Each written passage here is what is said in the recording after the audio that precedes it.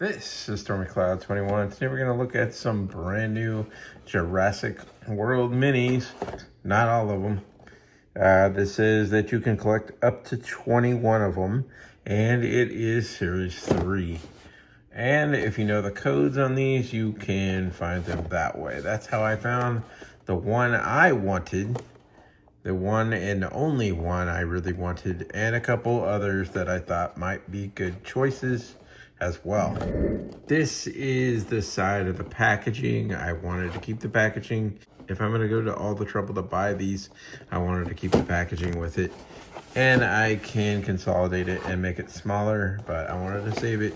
I love the colors and the design. It's very beautiful. So I bought the ones that I bought, and I got to keep the packaging. I told the worker, and they let me do it.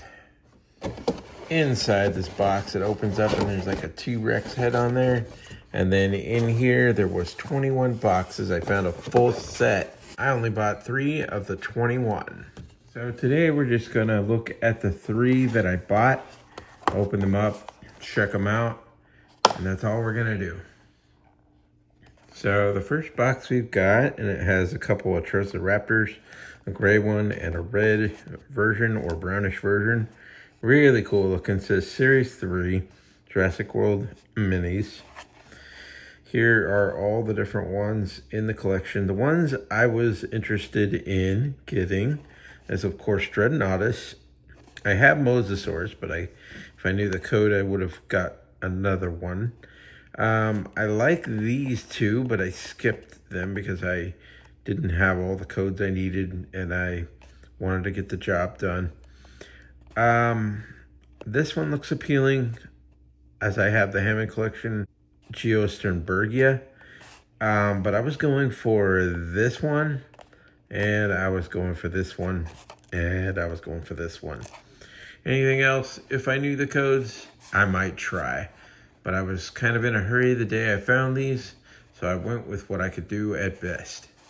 So here is an example of the box, Universal. On the back, it looks like this, and you're going to see a little code, and the code determines what you get in the box. Not this barcode down here, not this right here. What you're looking at is the last 3 digits of this right here, and that will determine what you get. I'm going to open this, I'm going to check them out. Unlike some people that don't care about the packaging and rip it open, I'm going to open it nice and clean with a knife and open it with care because I respect the packaging. And sure enough, there's an awesome find. Look at these 2. So there was 3 of these that I saw at the time. And wow, this is really nice. I think this is Pachyrhinosaurus. Super, super cool. It's very rubbery. It's very well made. Look at even the little logo and a peg hole. This one even feels more superior to the older versions of these. I love how narrow, how detailed. This is spot on. I love this. It is amazing. Next, they give you this crocodilian creature. Right here is a crocodilian creature. Sarcosuchus, I would say, maybe like a Sarcosuchus, maybe a different one. And we've seen a version already, but this has a peg hole and a different color scheme, maybe even a different creature altogether. But the detailing and the rubber of this creature, this is very well made. I love this all the more than the older version representatives thus far. They even give you a booklet, and the booklet has the checklist of all the creatures you're looking for. Well, guys, that leaves 2 more options. So will it be this one or this one? Let's go with this one first and open this up and check it out. Again, if you know the barcode, you can find out what is in this box. So here we have 021. That's supposed to be the one with the flying creature. So we will find out very soon if this is the flying creature and this one right here. So I'm sure it is. Sure enough, look at that. So we've got this one.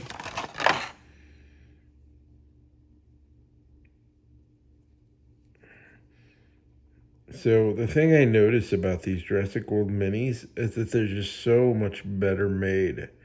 They're so more rubbery, and the scale is just, everything is streamlined way better than I remember with the older example versions of these.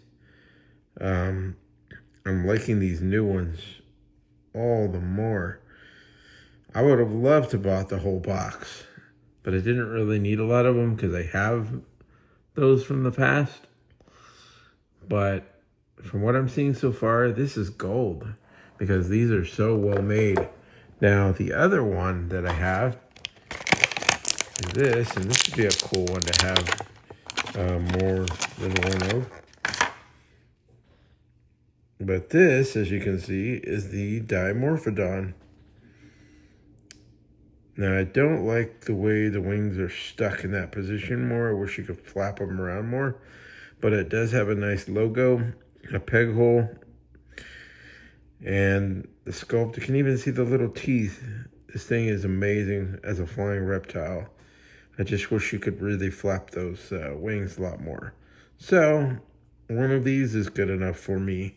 If anything, I'd be going back for another blind box of this one. That's amazing. Okay, so next, now we're going to see what else we have. And as you may or may not know, I have saved the best for last. Because yes, I do know what's in the box. It was my whole goal the day I went to the store to find this. So, you see this box right here, and it has this right here, this right here. You're paying attention to the last 3 digits of the box. As you can see, 012, number 12. All right, let's open this up. Check it out. I think you may know what's in this box. If you've been following along, you probably already know. Plus, this box is significantly heavier than the other boxes. Yep, sure enough, and none other than the Dreadnoughtus. And it's so big, it needs assembly required in 3 pieces, but yet they fit it in the packaging any way they could. So this is absolutely amazing. I'm so glad that I have this. I don't know if this is the first time that this one has been released or if there's been this in another set, but there is a chance to get it because it's in this set. However, I believe there is only 1 per box of 21, which makes it a little harder to come by unless this is already in another series of figures.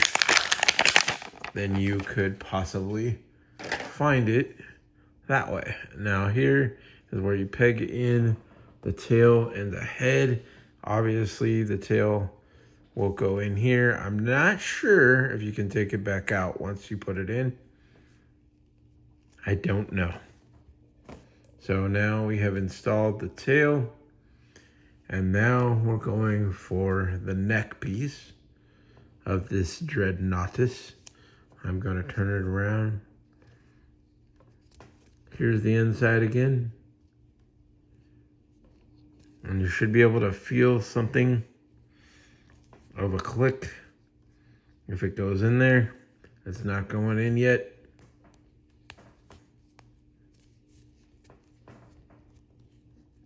And you should be able to feel something. And that is Dreadnoughtus. And Dreadnoughtus is amazing. It is a huge Jurassic World figure. The biggest in the line. Even larger than all the other sauropods released previously. You can see the teeth in there in that thing. But this is Dreadnoughtus. This is very rubbery. Love the patterning on this dinosaur. In fact, let's go look at something. I've got something over here. So as you can see, I have a Dreadnoughtus up above my bookshelf. Over here is Diplodocus, or some people call it Diplodocus. Maybe they'll come out with that in Jurassic World minis. But right now, we have Dreadnoughtus, and it's massive. And now we have the little representation. And I don't know if you can really get an appreciation for the size of this figure unless I place it next to the other ones that I have of these new ones. Again, this is the only ones that I wanted the day I saw them. And this is the only ones I bought. But man, Dreadnoughtus sure is massive compared to the others. Well, anyway, this is Stormy Cloud 21. Thanks for watching this review. Please remember to hit that like, subscribe button. See more cool stuff coming up soon, as well as the notification bell. And thank you for watching, and talk soon.